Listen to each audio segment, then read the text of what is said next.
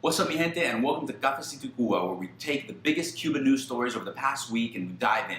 So, over the last week, the big story was that a U.S. delegation of 6 Democratic congressmen, led by Senator Patrick Leahy, went to Cuba and met with various government officials, including President Castro himself.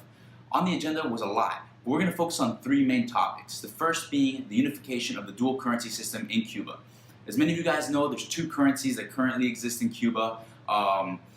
This dual currency system has created essentially 2 economies, and that's led to a number of problems, not the least of which is a large amount of income inequality in Cuba. So unification has been on the agenda for a long time, but it's sort of been getting pushed to the back burner.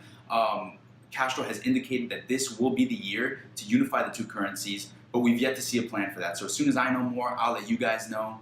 But that was one topic on the agenda. Moving on, they also talked about the Cuban presidential transition. As many of you guys know, on April 19th, President Castro is expected to step down, and current Vice President Miguel Diaz-Canel is expected to take his place. Diaz-Canel was not in the country, unfortunately, to meet with our congressman, but it's good to see these conversations flowing because it shows that we want to collaborate with Cuba and play a role in the presidential transition.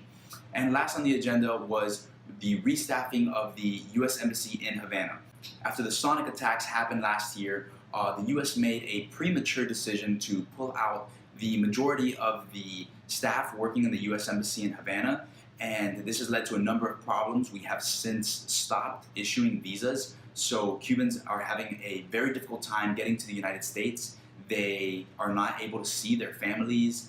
They are going through third-party countries to try and get here, which is costly, it's ineffective, it's dangerous, and as much as the hardliners like to talk about human rights, we don't currently have a human rights officer in the U.S. Embassy in Havana, which is a huge problem. So the State Department is meeting on this, and a decision can be expected by March 4th next week. So as soon as I have that info, I'll let you guys know. But that's it for me, mi gente. Cógelo suave. Thank you guys so much for watching.